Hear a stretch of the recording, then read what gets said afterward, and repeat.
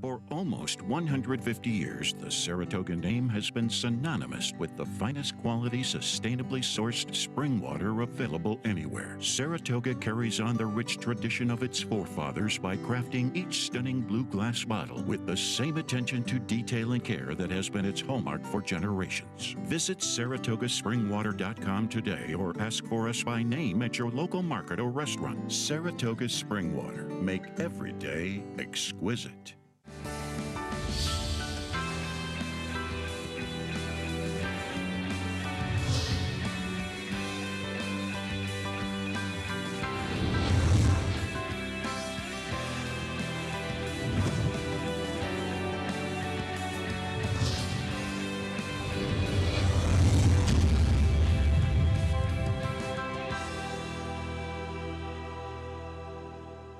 Hello, everyone, and welcome to the Saturday edition of Talking Horses, presented by Saratoga Water. Very happy to have you with us. I am not Andy Serling. I'm Acacia Courtney. No, she is not. Very happy to be joined by Anthony Stabio for a little A-Train reunion here. Yes. What's happening, little A? Not much. Looking forward to spending the day with you. We'll be on for simulcast together as well with Maggie Wolfendale before America's Day at the Races starts later. So should be fun, like old times. You should all be very jealous of me today. I get to spend the day with Acacia and Maggie, and Phil's here. So the famous Phil is lurking at beautiful Belmont Park today. Come on out. Little cloudy, but temperature right around 70 degrees. We got fantastic racing for you today. The Dancer Renee goes as race number 8, and should be a fun card, little A. And I can confirm that Phil is here. Ran into them in the parking lot. So got to see him in person, the man, the myth, the legend, on track today. We hope you'll be joining us as well. As if you're not on track with us today, and even if you are, we hope that you're signed up to play along with Naira Bets. We do have that $200 sign-up bonus for you. Use promo code MATCH200. Get all the details at nairabets.com. Get that $200 deposit match. As always, plenty of promos going on over at Naira Bets. We have the 50-50-50 today, where you can bet $50 each at Belmont, Churchill, and Monmouth. Good card at both of those tracks as well. And don't forget, there's a new opt-in on the Naira Bets account. So you got to opt in to take advantage of this 50-50-50 bonus, folks. There you go. You can get a $15 bonus Saturday today. We also have the cross-country Pick 5. These are always fun. The Salvatore Mile involved in that sequence. And Woodbine. So great to see our friends north of the border able to be back racing. Yeah, it was kind of like a surprise opening day. They were supposed to open next Friday, June 18th. Things opened up in Ontario. And Woodbine, I believe Mohawk got off the bricks last night. And Woodbine's going to open up today. 2 of those races in our cross-country Pick 5 kicked off with race 7 here at beautiful Belmont Park. Hope that you are ready and excited for all of that action coming up a little bit later on. We'll dive right into it. What do you say? Let's do it. Don't forget today, too, by the way, 5 o'clock Fox Sports 2, America's Day at the Races. Downs After Dark at Churchill Downs tonight. Yep. So hope that you are going to be with us all day long, as we got a 10-race card here at beautiful Belmont Park, which we'll dive into. I know the countdown is on for Saratoga, but I know the man sitting next to me loves it most here at beautiful Belmont Park, and we got a lot more racing still to come. It was funny. I was driving in with my carpool partner Ada, who sells the programs here, and Ada and I were talking. She thought there was more time here. It's actually 4 weeks left. You got 4 weeks to come out. Then we'll be back, of course, for one of my favorite meets of the year, the Fall Championship meet. But, yeah, plenty of good racing left. Stars and Stripes Day is how we'll wrap up things. But we'll be open for Independence Day that Monday, July 5th, the special holiday card as well. So come on out. We're open up here at beautiful Belmont Park. Come on out and see us. Yeah, we hope that you'll be joining us as we get ready for today's card. Things kick off with the 16,000 non-winners of 2 in life on the main track. Sprinting here, 6 furlongs for fillies and mares. And we have the same exact super in this race, which means you should probably bet anybody else. But Box 2357. Anybody else in the race. But let's start by talking about the number 1 predetermined, though, Anthony. This one will show the race from her debut at Keeneland last time out. She went off the favorite when she was with Ben Colebrook, and not out of the gate very well. Broke slowly from the inside, ended up winning the race by 5. She's claimed that day by Linda Rice. We haven't seen her since April. She comes back for 16. Yeah, she ran to her support at the windows that day. She was 6-5 on debut, broke from the rail, didn't break that well, did not matter. She galloped. Now, 2 things. She broke her maiden for a barn in Ben Colbrook's barn that was going very good at the Keeneland meet. That's number one. Number two, you're going to notice this with this filly as well as the horse that Acacia and I both picked on top, the number 8, Iova. The axiom, if you will, when you break your maiden for a tag, like Predetermined is doing very easily here at Keeneland, the axiom is when you break your maiden for a maiden tag, you're to cut in half in your next start. That's kind of where, by rule of thumb, you belong. She is kind of doing that now, dropping to the 16. It's the bottom here for the 2 lifetimes. So she's running where she is supposed to, again, by rule of thumb. The problem is she was claimed. So if the connections are doing that, that's fine. You don't claim a horse for 40 and say, oh, I'm going to run it for 20 next time out. You think there's some improvement there. Maybe there still is. She's been gone a couple of months. She ships up here from Keeneland. She can obviously win this race, but you're going to see the connections. She's going to take some money, and I just wanted to take a little chance against her. I agree, and I felt like this was a barn that claiming horses, I wouldn't think that Linda Rice is going to pick up a horse and say, I want to run for the 16 non-2, you know, the first race on Saturday type of thing. You're thinking that maybe there was a thought process to step up. I thought Iova, who 1 for 40 first time out, stepped up to face so much tougher in the likes of Make Mischief back at the end of January, off a layoff too, but the drop now makes sense after facing so much tougher last time. Yeah, listen, she broke her maiden pretty easily at a big price at Aqueduct this winter. Again, when you're getting to the bottom levels of the claiming ranks, that was a state bred 40. Yeah, she kind of belongs in for this 16 as well. They took the one shot with her after running. I mean, she ran a 60 buyer speed figure, which isn't too shabby in the wintertime. It was their misfortune that they ran into a filly like Make Mischief, who's not only a New York bred stakes winner, but she was 3rd in the 8 Bells on Kentucky Oaks Day down at Churchill Downs against Open Company. So she's a nice enough filly. She finds the right, I think she finds the right bunch today, and she's in kind of where she belongs, at the bottom in that 2 life. They ran her for the 40 first time out against State Breds. You run her here this time. She's another one, though. She's missed a little time. She's been gone actually a bit longer than Predetermined. She's been gone since the end of January. So question marks for both of these fillies. The number 6, Tenderness, off of an even bigger layoff, could be part of the pace going first time out for Bob Classeris. No waiver for her, no, which was that's odd. A good point. She could have been entered for a waiver claim because she's been gone more than 6 months. She could have run in this race without being eligible to get claimed. They opted to not. They waived the waiver, essentially. I always find that curious. That's a good point. We'll see if she shows that speed once again, first time for the new barn and off that layoff since August. As we turn the page, nice maiden special weight with some big pedigrees coming up in race number 2 here, a mile on the main track, maiden special weight for the 3-year-olds and up. Let's start talking with the number 4, Southern Flag, who has kind of that best first out race, so to speak, for Belmont. Debuted here at Belmont back in mid-May, and as we take a look at the start, broke out from the inside post, and this is the theme of the first couple races. Inside post for a first-time starter, always an adventure. Yeah, Source broke a little inward, a little different in this instance, because these horses, and obviously as a first-time starter, had never faced a field in the afternoon, kind of breaks to the gap between the chute and the rail on the main track. So kind of breaks to that gap a little bit. I don't even want to say he bore in. It was kind of just a lazy break, almost one you'd expect from a first-time starter sometimes. I'll tell you what, Source recovered nicely, got himself a couple of lengths from a pretty good pace, and finished up nicely. You know, if he gets through a little sooner, maybe he picks up Royal Realm late in the game. It was a big effort. He has a decided edge here over the fact that over a horse like Miles D. I think these two will vie for favoritism. A, he has the recency. B, he's been the mile. That's a huge edge to have going into this heat. He definitely has the pedigree for it, too, by Union Rags, out of a mare who is the sister to Pilfer, who produced the likes of Tawana and Serve and Andrea Renee. So big pedigree on that one, as is the case with Miles D, that super strong Storm Flag flying family on the bottom side. What do you like about this one not having run since October? So this one was rumored to be a good one for trainer Chad Brown. And this horse ran into a field. Speaker's Corner found out yesterday he is back in training. He's had a couple of bumps in the road, but he is back in training. Along with Forza d'Oro, who I think could be a force on the older horse circuit this year. You see the other names in here. Caddo River, he went on to win stakes and be stakes placed. Greatest Honor had a fantastic winter with Acacia down at Gulfstream Park, taking the Holy Bull.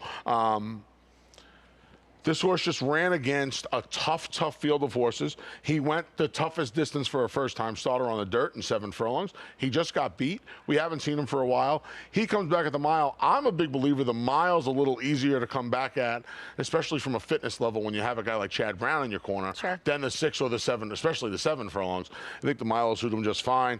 I know they've had high expectations for this horse. I'll take him with a little bit of a play against Southern Flag, but I'll use both of them in the early pick 4 and pick 5. I thought he was actually very game in between horses late too. You also have a first-time starter for Todd Pletcher. All the big players in company here in the second race. Todd Pletcher has Vindictive, who is the brother to Stop Charging Maria, Breeders' Cup Distaff winner. The other foals in the family, though, are winless. You know, she's really kind of been the outlier from the mare. She's the outlier. Yeah. This is an Uncle Mo who costs $200,000. He stands for 175. So I think people are going to take a look at that and maybe a little bit of a negative. But Todd had a really good day here yesterday. Won 3 in a row, 6, 7, 8. The old late pick 3 here on the NYRA circuit. He won the 6th, 7th, and 8th races yesterday. And this horse obviously has license to run well. I also thought Beatbox was a half to our Acorn winner of a couple of years ago. Guarana, this one by Pioneer and Nile. This horse, you know, with his pedigree by Pioneer and Nile, the half to Guarana, didn't take that much money first time out at Keeneland. Ran kind of flat, but now gets Lasix, gets the mile, has another horse off since October. This is a fun maiden race. This is an interesting race today. We've also got Absolute Courage by Into Mischief for Shug McGay. He's stretching out in start number 3. As we head to the third race now, $16,000 claiming race, a mile on the main track for 3-year-olds and upward. And this was a race, we did have a scratch to the outside of one part of the entry of Legit. I ended up just landing on Dump first off the claim for Robertino Diodoro. Going in for that Oaklawn to New York Belmont bonus. I was very happy. I wasn't very happy, rather. I liked Legit today. Yeah. When Legit scratched, though, it didn't turn into one of these races where I had a horse I wanted to lean on a little bit, and now I had to use 4 or 5. I felt very comfortable with Dumpf, and my top pick, Publius Cirrus. I really have nothing. There's not really a lot to say about the rest of these horses. Imagine this. They're supposed to, I mean, to me, now, they're the 2 horses you want in here. And they're the 2 horses you want in here by a long way. Yeah, they seem to be the 2. Big gap for me back to Grit and Glory, who's in 3rd. Now, I'm not giving you much here. 2-1 and 3-1, 3-1 and 2-1 and 3-1 on the morning line for my top 2 picks. But like I said, please don't hold this one against me. I really liked Legit today. I also used the 4 Roaming Union, hoping with that speed, maybe under Jose Lascano, may be able to grab a piece. We go to race number 4, another maiden special weight, this one on the turf. This one for 3-year-olds and upward, and another fun one here. You have some layoff runners, too, as we'll backtrack to October for the 2-year-old debut of Big Everest, colt by the Gurkha, who ran behind a horse that turned out to be a good one, a stakes winner, future stakes winner, Hard Love. Yeah. Future stakes winner, came back and beat older horses the other day here, the last race of the day on our Belmont Stakes Day, on a very, very popular and very successful Belmont Stakes Day. He's run, that one race he ran, as a 2-year-old on Columbus Day weekend, is as fast or faster than these horses have run as 3-year-olds. I have to imagine if he comes back. So that morning, I mean, this horse is 4-1 on the morning line. If this horse is 4-1 on the morning line, I will not save money for socks like Andy always asks me to. Because, I mean, this horse, and you know, he tried Hard Love, as you saw in that replay, and it wasn't like Hard Love just turned him aside. Hard Love got away from him, but he stayed with Hard Love. They beat the rest of them by a good deal, over 3 lengths. Now, some of those other horses, namely the horse that ran 3rd, Hardison, he was in for a tag here the other day as a fresh gelding. So I can't argue who was directly behind them. What I can say is this. There was separation in the top 2 with the rest of the field. There was separation. Yeah. And we know how good, or we've already seen how successful Hard Love has been. He's won 3 times, I believe, since that day. Now, this horse comes back. Yes, he's spotting them some recency, but he's run faster as a 2-year-old than they have run as a 3-year-old. If he takes the step forward, they're all going to have to improve. And yeah, I mean, 4-1 on the morning line is probably not happening, but I can see the money moving to a few different places here, Acacia. Yeah, absolutely could. I think it's a pretty interesting race. I like Big Everest. I liked his 2-year-old race. I gave a slight for the top pick to Realm of Law, who I've been waiting to see go a distance of ground on the turf. Didn't get to do that last time at Keeneland. The race was off the grass. He was off of a layoff.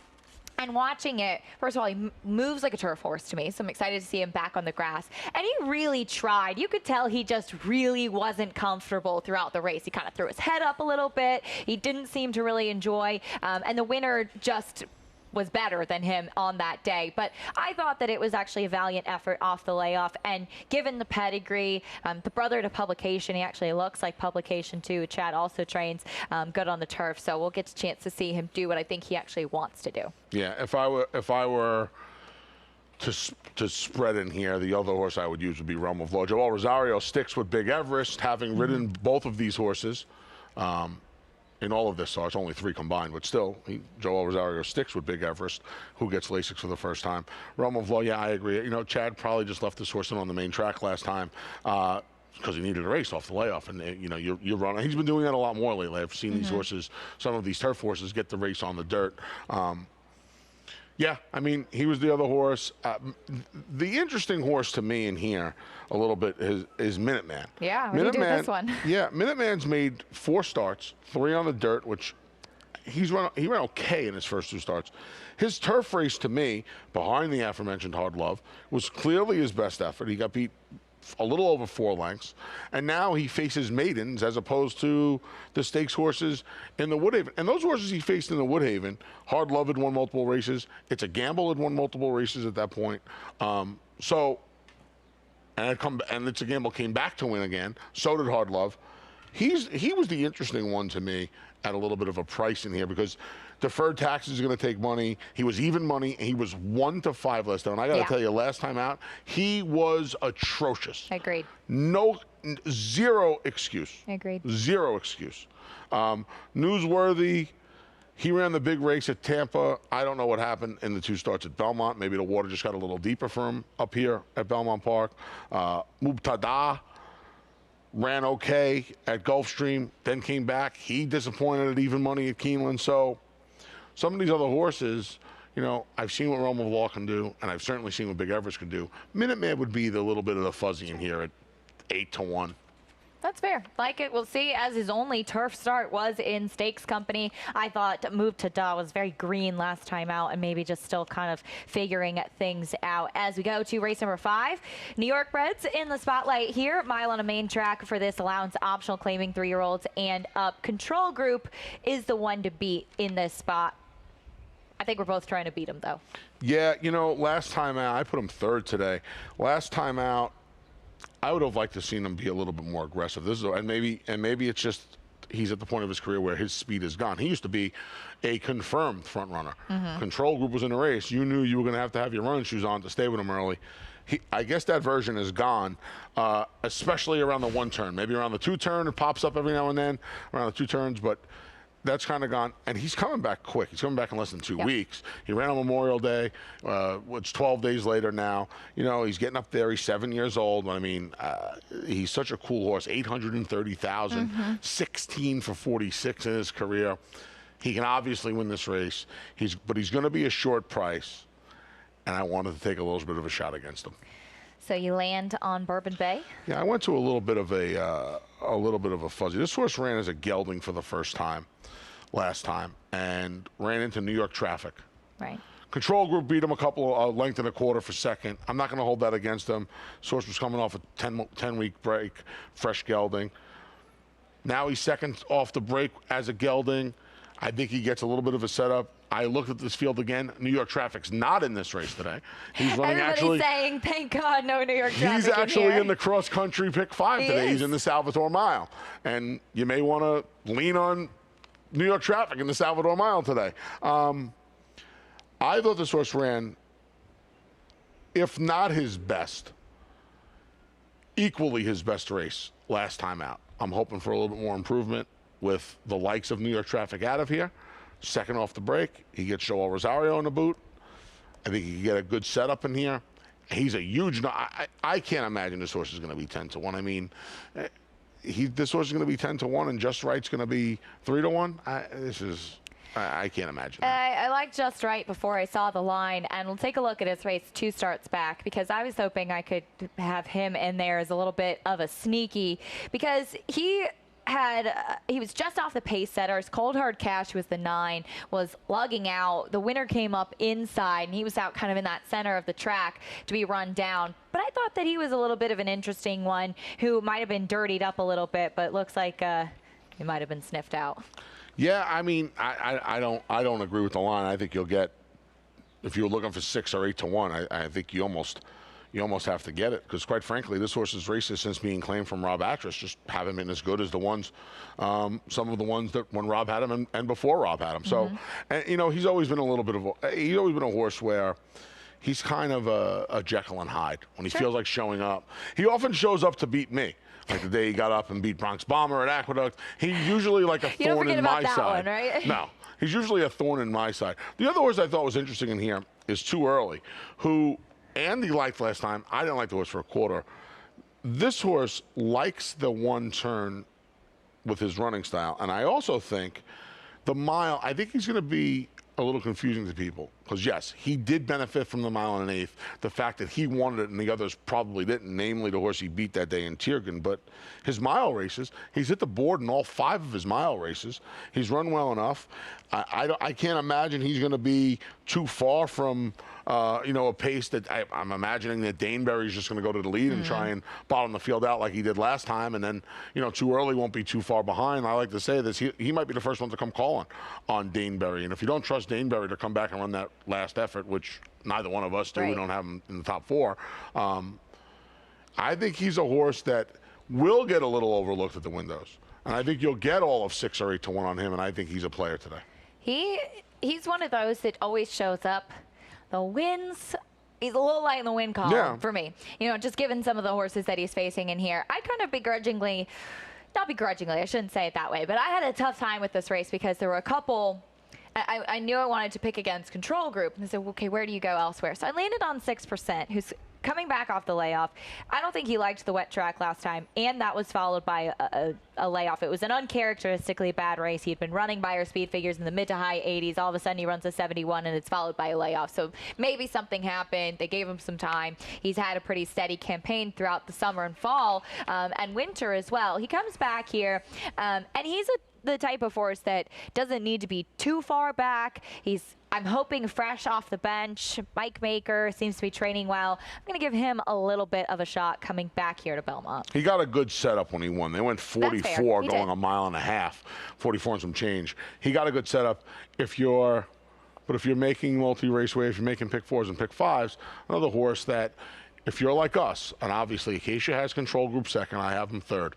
We both think the favorite's vulnerable. You could afford to spread a little bit. If your bankroll allows it, yeah, he's the kind of horse where I would want to have in there. There really weren't too many other sneaks, for the lack of a better term, I wanted to have in here. I felt pretty comfortable if you're making a spread ticket with 2, 3, 5, 9, and if Bourbon Bay is 10-1, I have to bet a few dollars on Bourbon Bay at 10-1. Bourbon Bay is 10-1. You know where to find Anthony, that's for sure. Well, the pick 6 kicks off there in race number 5. The late pick 5 kicks off in the 6th race. We'll take a quick timeout. When we come back, we'll have that late pick 5 sequence for you. Make business meetings exquisite. Make a weekend outing exquisite. Make a late night snack exquisite. Make a night on the town exquisite.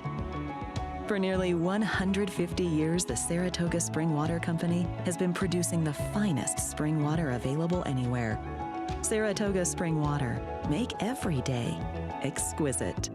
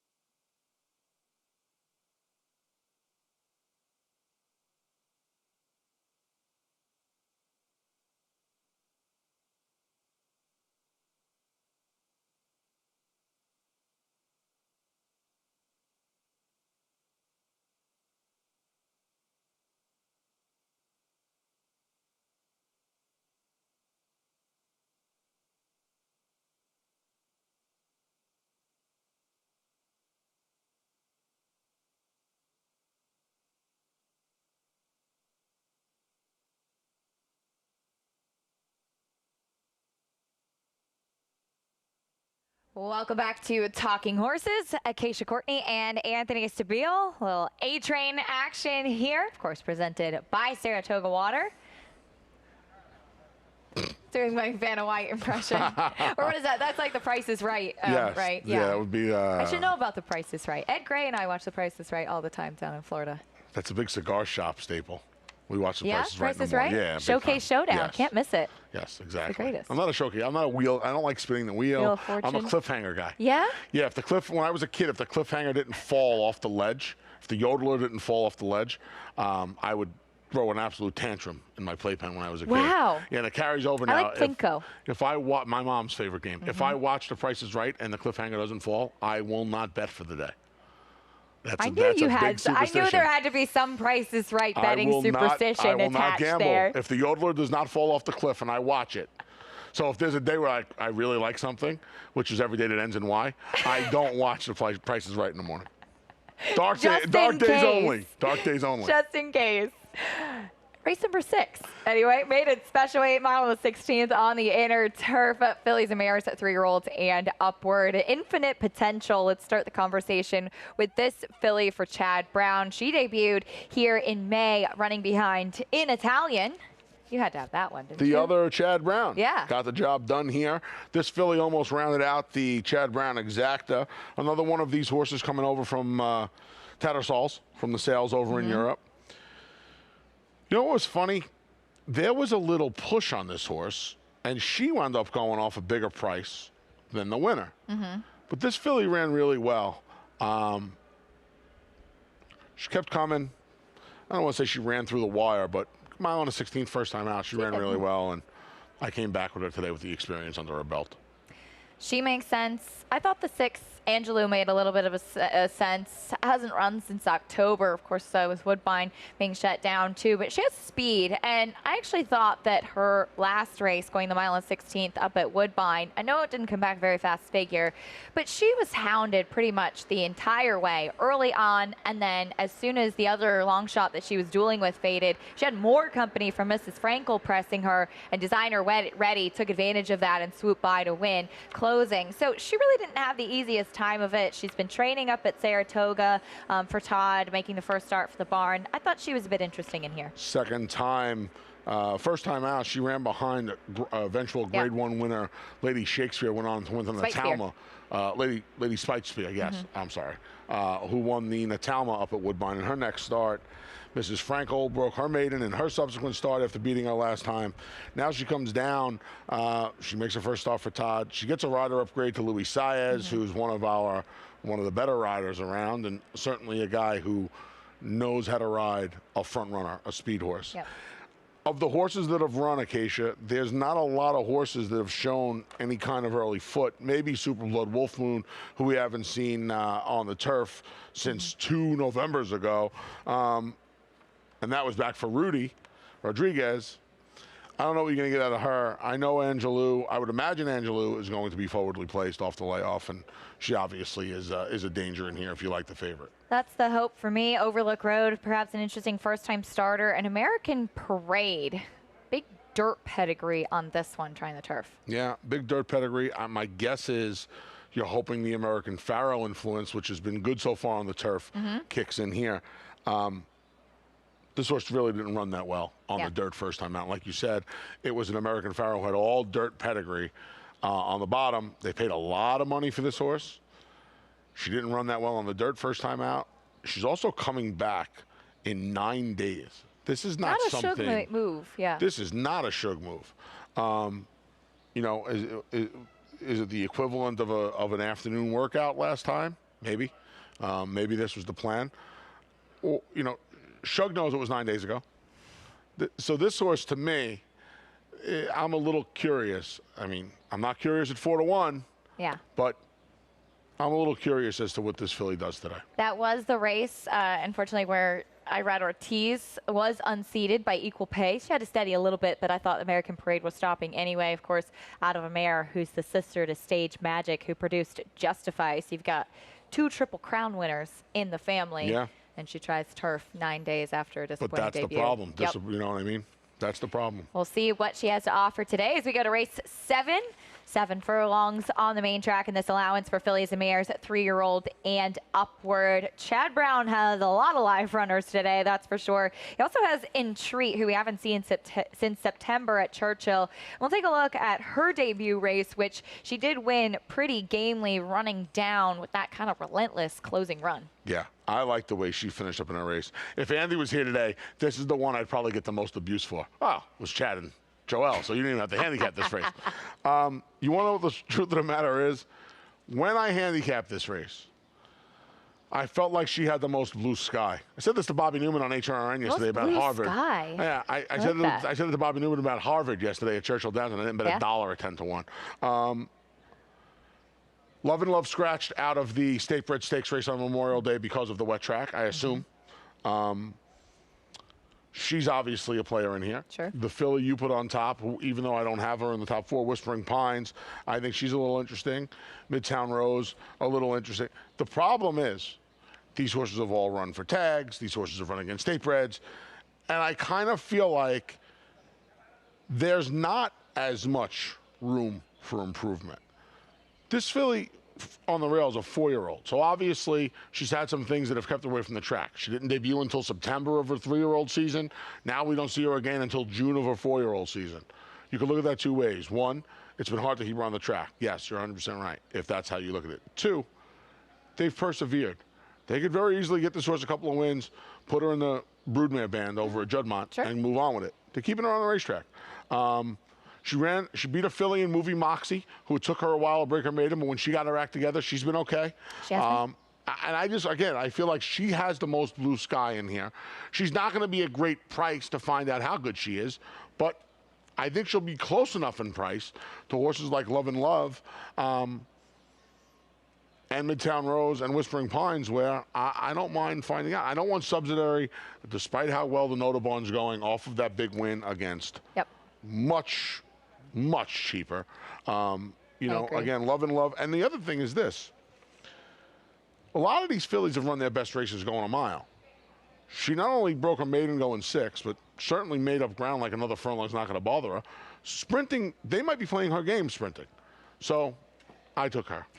My theory with Whispering Pines, and I'm very committed to this theory, so we'll see how it works out, is that I have always felt that 7 furlongs is her best distance. Okay. Now, she was terrible last time at Pimlico at a short price. I definitely will give you that.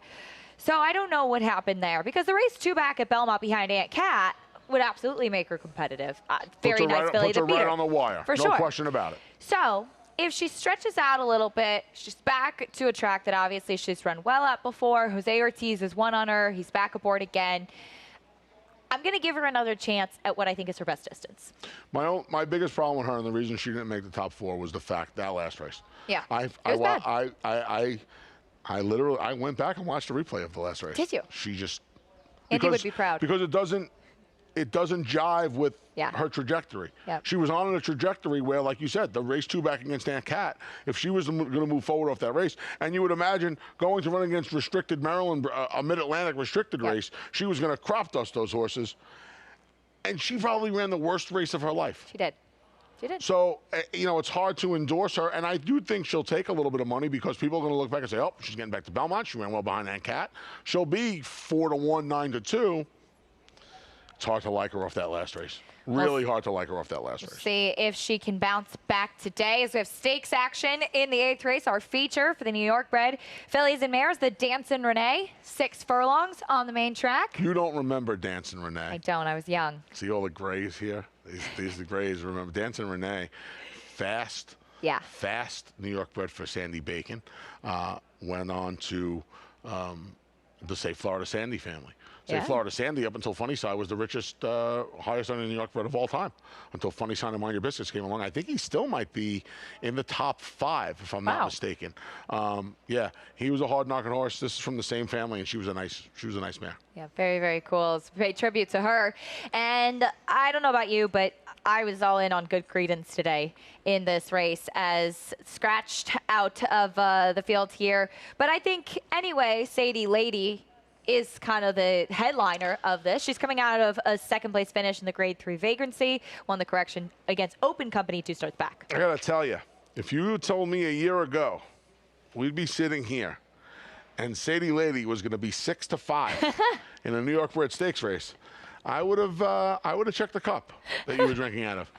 But it's cool. I mean, she's earned $250,000 since Rob Actress has taken over her training. Yeah. And save that first start, she always shows up. She's the controlling speed. Ruvy's in time. Ruvy's in time is the horse that figures to be closest to her early on, and she's just flat out faster than Ruvy's in time. Like you said, she was Open Company. She won the correction. Last time out, she got beat by the defending vagrancy champion, who just sat up right alongside of her, and on a very similar racetrack to the one on the vagrancy. It was almost like you went back and watched a replay of it literally was like watching a replay of last year's. Yep. And now she cuts back the half furlong to the 6 furlongs. I mean, she has these. She has these over the proverbial barrel. I think just from a dynamic point of view. She's supposed to get in front of these horses. She has a little time between the race now. She has the 5 weeks. Yeah, she's just. I just imagine she's going to go to the lead and just keep on going in here. Now, you do have a horse like Espresso Shot who's turning around pretty quickly after running in the Critical Eye. I don't think she likes a wet track as she turns back a little bit, too. So you have Sadie Lady, who's a bit fresh. You also have kind of the new face and well, I guess new face coming back to New York Bred Stakes competition. Fierce Lady won pretty nicely last time out, first time for Brittany Russell. Yeah, I think if anybody beats Sadie Lady today, I think the way it happens is if Ruvy's in time puts an insane amount of pressure on her, and a horse like Fierce Lady gets the trip she got last, right? Speaking of deja vu, this could very well set up where she's sitting third behind the 2 speeds. She tips and goes. Trevor McCarthy now in California. Louis Saez is going to pick up the mount. I mean, who's riding as good as Louis right now? Yeah, he can horseback a little bit. She'd be the only one I would want against Sadie Lady. I think Ruvy's in time is turned into a nice filly, but she's in such a bad spot, being forced to either really press. And she's inside of Sadie Lady, too. Or at the very least, do the dirty work and really put the pressure on her. She would be the one. I thought if anybody beat Sadie Lady today, and I thought about picking Fierce Lady. This filly's just too good right now, and from a race pace dynamics point of view, she just has such an edge. She's been so good lately, coming out of a couple of open stakes, including that Grade 3 vagrancy where she finished second behind Victim of Love. Race 9 coming up next to kick off the late double. We're on the inner turf, 6 furlongs in this allowance optional claiming. This was a race I found tricky, Anthony. I don't know about you. I thought that as we look at the last race for Battle Station, Quarky and Ghoul come out of this race as well. Battle Station just seems to have really kind of turned a corner, has been running some good races, keeping some good company. Does he make it 2 in a row? I thought he was a bit vulnerable in here. Man, it is tough to imagine this horse ever winning 2 in a row. And he got an unbelievable ride from Kendrick last time. A great setup with Shecky. My boy Shecky Shabazz setting the pace that day. He just rode the rails. You know what? Again, we're going to go back to deja vu. It was the same kind of trip he sat when he won the Lucky Coin. It was exactly the Lucky Coin. He was a couple of lengths further back than he was in the Lucky Coin, but he made up that ground. He didn't have a strongest path along the inside. Kendrick did an amazing job. Yeah, I mean, obviously, you're playing pick 4s, pick 5s, pick 6s. This horse has got to be in. This is the definition of a spread race. Yes. Because and maybe a couple of these horses would be a stretch. You can make a case for anybody in this race. Absolutely. I had problems. I put very tentative X's through 2 of the 8 in here, and believe me, you can make a case for them as well. Yep. You go to Duress on the outside. This horse was getting good, just haven't seen him in a while. Yeah, haven't seen him in a while. You got Ragtime Blues in here. You got Quarky in here, the horse you put on top. I would imagine they'll put a little pace on. And I would hope, again, Louis Saez keeps this horse a little close. You know, before this horse went to the bench, like you mentioned, throughout the mile race against Winning Factor, Fire, Maxwell Esquire, and then he beat Ahead of Plan. pretty nice little sprint, turf sprint resume before you go to the bench in November. From what I can tell, Tommy Albertrani did not take this horse to Florida because the work tab begins in May here at Belmont. So I would imagine he gave this horse the winter off. Maybe there was a little issue. I'll tell you what, if he can come back to some of those races that he ran before the break with the trip, I would think he sits in here behind those two horses who figure to put some pace on. And again, you never know what Ragtime Blues, he's first-time turf. Maybe his speed doesn't transfer to the lawn. But if it does, him and Quark, you got to put a little bit of a pace on in here. And I have to imagine Duress comes running fresh. Ragtime Blues was just so tricky because there really isn't any turf pedigree either. And not if he has Chad Brown. Chad Brown's going to make Union Rags a turf sire. He is if it's trying. the last thing he does in life. It's great. I love his determination. He's the best. He is committed to the cause. It's going to happen. I respect it. I went with Corky, and Corky's he's like one of my pets. You know, I love Corky. I love this horse. He ran third behind Battle Station last time out. First off the claim for Carl Broberg. And did I see you say that Carl Broberg passed 4,000? He won his 4,000th last night. Congratulations, Carl. Maybe before 5,000, you'll get up here. Because you've been telling me and Serling since like November when the horses first shipped up, oh, I'll be there. I'm going to come on a set. I'm going to surprise you guys one day. I haven't seen him. I mean, there's no Carl Broberg. There's no, I haven't seen any Carls in like 8 months, let alone Broberg. So come on up, man. The invitation is open. But yeah, I'm going to take a shot with this one. I thought that, yes, he could send if Ragtime Blues sends to his inside sit just off of him. Be in a good spot when that one backs up. He's a likely winner in here. He's a hard trying horse. He almost always seems to show up. I would keep him out of Tampa from now on. If I was Mike, if I was Carl, that won't be a problem. Carl will have him in the Midwest from now on. I would imagine there'll be no more after Saratoga. I would imagine he goes to the Midwest, and that's fine. I would just keep him out of Tampa. This horse never runs well. Really runs well at Tampa Bay. Tell you what, he's run well at Belmont, but he's awful courteous when he gets to Belmont. 8 starts here on the turf courses, 5 seconds. From 8 starts. A win, a third, and 5 second-place finishes. Man, hard to trust a horse like that. But he's making his first start for Broberg, so, and Carl does pretty good off the club. Since January 1st of 2020, the guy has claimed 424 horses. I saw that. I circled it. It's amazing. It really is. You know what? He's still batting about 20% with it, though. So it's working. It's 80 winners. 80 first off the claim winners in a year and a half.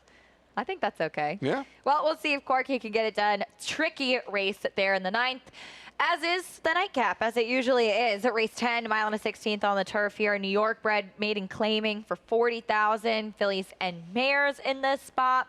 And for me, I didn't really love anybody that had run before. I went to bar. Yes, I am a ballerina. It is spelled bar as is the bar that you stand on, not the bar that you drink from. Okay. I know that's what you're all thinking. You know, the other day I just found out for the first time in my 44 years that bar that you drink from stands for beer and alcohol room.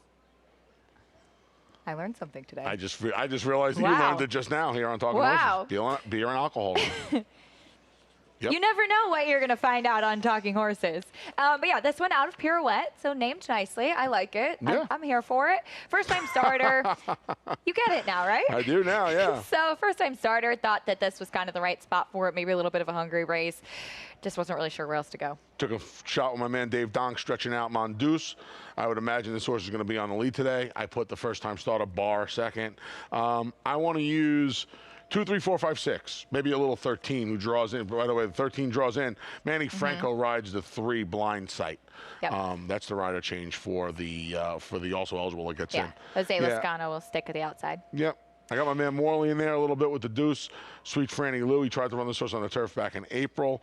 I guess she ran well enough in some of her dirt races to try her again on the dirt last time. She'll get on the turf for the first time.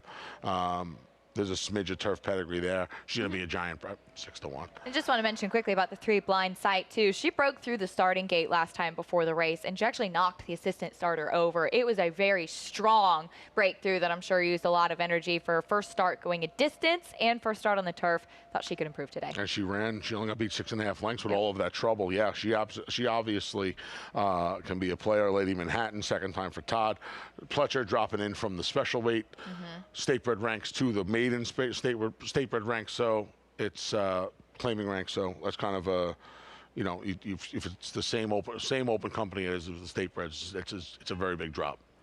Well, that's the 10 race card here, as we've got a lot of exciting stuff coming up later on today. Did you play the pick 6 yesterday? 11,000 plus it paid. I did. No good yesterday. Yeah, it was tough. I think you just needed Javier Castellano in the sequence. You did. Won three of the wins in the sequence, yeah. right? The first and last 2. Yep. Good day for Javier, good day for Todd Pletcher. Hope it's a good day for you, and hope that you are locked in on your Naira Bets account. As always, use that promo code MATCH200. Go to nairabets.com for all the details. The 50-50-50 in play today. Belmont, Monmouth, and Churchill Downs opt in on nairabets.com. Get that $15 bonus today for Saturday. And hopefully you're looking at all those tracks, because we also have that cross-country pick 5. Starts a little bit after 4 p.m. The Salvatore Mile. In that sequence, a couple of races from Woodbine, and our 7th race here at beautiful Belmont Park. It'll be fun. Yeah, I'm going to use New York traffic and maybe a little West Willpower as the backup in the. I like it. In the that's the Naira Bets best bet on the weekend stakes preview presented by Naira Bets on HRRN. Right. So looking forward to that. There you go. And hope you tune in a little bit later. Fox Sports 2 for America's Day at the Races, 5 to 8 p.m. Downs After Dark at Churchill Downs in the spotlight today. And that'll do it for us. It's been fun as always. It has been fun. We'll take you up on the simulcast feed all the way to 5 o'clock. Yes, we will. Maggie Wolfendale will be with us as well. So stay locked in here on your Naira Bets account, Naira Bets YouTube as well. And hope that you have a successful day and a fun one here at the races, as we send it up now to John and Brielle for a reprise of Scratches and Changes.